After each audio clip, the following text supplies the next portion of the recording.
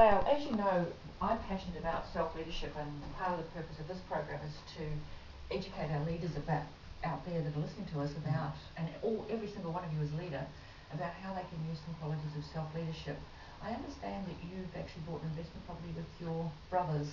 Yes, I have. And tell us a little bit about that, particularly the self-leadership style of that. Okay, so smile. yeah, well, I smile because I do have 4 brothers, but I went into kind of an investment property with 3 of my brothers, and it was at the stage where I was really into property, and I still am, very much into property, and I was doing a lot of courses in property, and I just didn't have the cash flow to go to the bank and actually get a property myself. You know, I was still at uni at the time, and my cash flow, you know, I was probably on $200, $300 a week, which is bare minimum really, if you're going to a bank.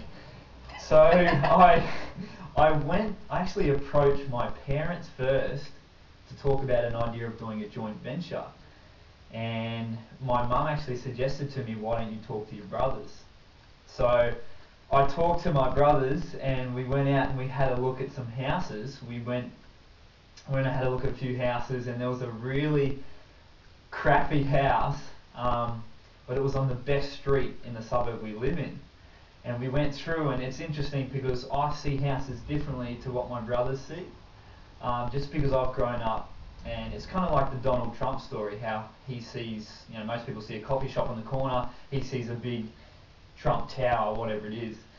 I kind of saw that in this house. So I went through, and it was smelly, there was nails on the wall, and my brothers are looking at going, alright, next house, and I'm looking at it going, this is it, this is our house.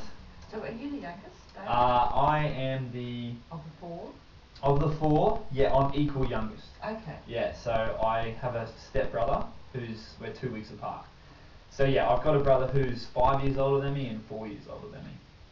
And from that point on, my biggest job was convincing my brother, Luke, to actually buy the house. And that was a really big task. And how old were you at that point, can I ask? I think I was 2007. I think I was 18, 19 years old. Wow, that's impressive. Because it's actually been quite a successful investment for you. It's been a very successful investment, actually. To be completely honest, and I hope I can share this, I'm actually buying another property myself. We're looking at some land at the moment in the next 6 months, and that's been because of this other property, this other investment property. It's kind of got my foot in the door. But yeah, I had the big task of convincing my brother Luke to actually buy the house. And you know what, I must have done a pretty good job, because one day he came over and he said, yep, we're going to do it. So we bought the house, and I was just thinking, wow, I haven't had to put any money up front, and here I am creating this opportunity of getting my foot in the door and accumulating some wealth. Fantastic. So obviously, if it was the worst house in the street, it needed a bit of work doing to it. It certainly did. I smile because so much work went into it, so many long hours, so many late nights, so many angry fights. But you know what, like, I think it's all, in the end, it's all worth it.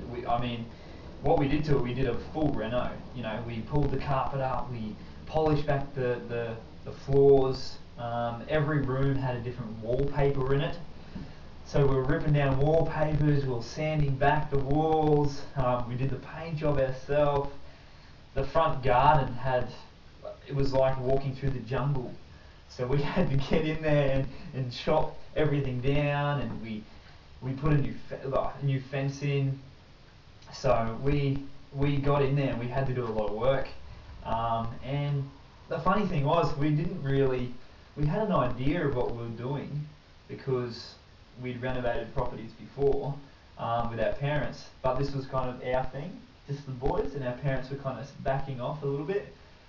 And I guess we learned along the way. You know, we stuffed up, we made mistakes, as everybody does.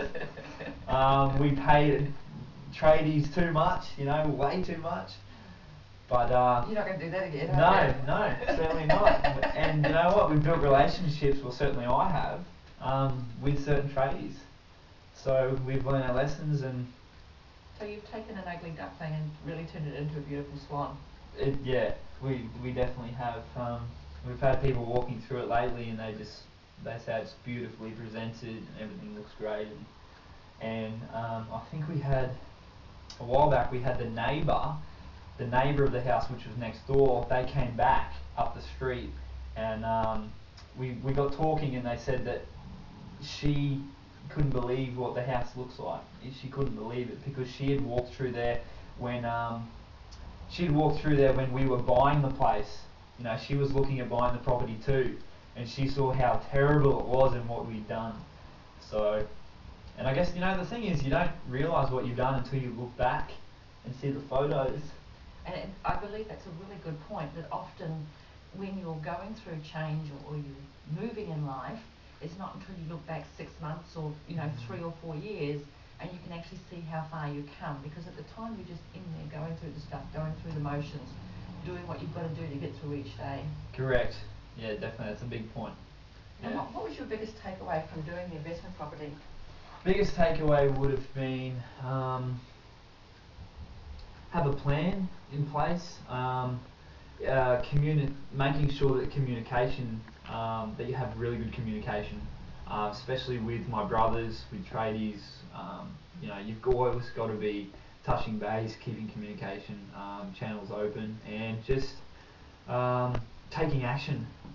Biggest thing, taking action. You know, like we could sit around all day and not get anything done, and usually that's what happened. For a couple of months, we'd stay around doing nothing, and we wondered why it wasn't going anywhere, because we weren't in there taking action and doing stuff. So part of the self-leadership would have been for you to actually start to take action. Definitely. And so I gather you were the instigator and sort of pulled everybody else along. Well, this is the funny thing, because I was the instigator, and I got everyone together moving along. And when we got our price, the value priced at a certain level, my brother Luke was telling all his friends, "Oh yeah, I bought a house and I renovated it. It's now worth this." You know, thinking he's the one that did it all. And I'm like, "What are you talking about?" Yeah. Awesome stuff, Luke.